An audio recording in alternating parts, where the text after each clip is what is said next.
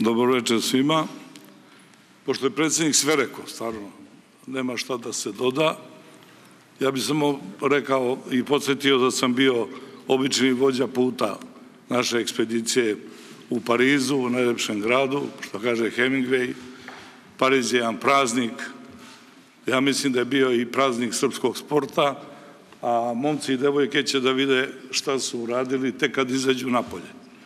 Obično, eto ja sam nekad bio u takvoj situaciji, pa vidiš tek kad narod ti kaže koliko poštuje to što si uradio ili nisi uradio.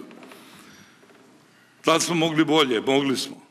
U nekim granama, sami znate, u kojima smo podbacili, ali ima nekih i nelogičnosti. Recimo, ja sam bio predsjednik organizacionog komiteta rvanja svetskog, gde smo uzeli nadmoćno 5 medalja, da sad ne bi uzeli nijednu. Ili smo mnogo radili, pa se umorili, ili smo pogrešno tempirali formu, nešto nedostaje, jel? I tako dalje, i tako dalje. Imali smo nesreće, prvo da ukinu karate, da bi Prekovićka sa vezanom nogom bila prva, jel? Da nam se Topićka, gotovo sigurna medalja, Goran Obradović mi kaže, ako neko zna, zna on, osvojila zlato, gde je mala bokserka drastično oštećena, Šabrina, drastično oštećena, možda zato što nosi rusko prezime, ne znam, pa neće da Rusi pobede u Parizu. I jedan težak posao je pred nama. Ne možemo sve da gledamo kroz vrednosti jedne Španovićke, Novaka Đokovića i ostalih. Srbija mora da uradi rekonstrukciju svog sporta. Moramo da edukujemo trenere. Nekad je trener bio sinonim kluba.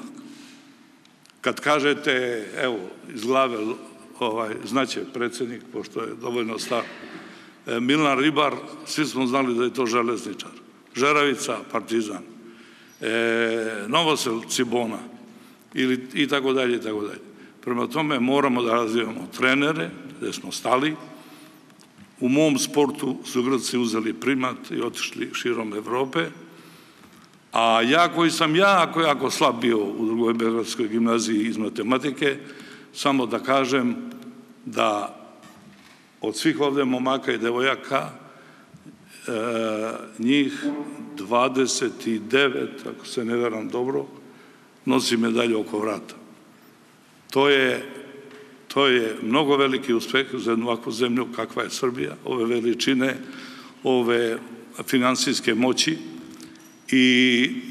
I drugo, svrstani smo po tom generalnom balansu u 15% zemalja u svetu.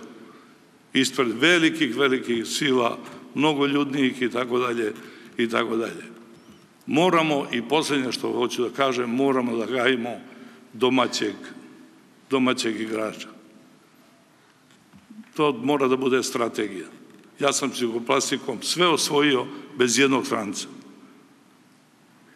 I ni jedan stranac nije bio. Ako ne računate mene i nas par odavde, šalim se. Dakle, moramo da radimo na tome. Bitke na Kolubari, na Ceru su dobijene zato što su naši borci branili svoju kuću, svoju mamu, svoga tatu, svoju đedovinu, a stara kineska mudrost kaže borci dobijaju, a ne plaćenici. Moramo malo da poradimo na tome, da promenimo malo strategiju, puno nam novca odlazi na neke stvari, što ne bi smelo da se desi. Da nas ne bi smaro više, evo to je toliko, neka večno živi Srbija.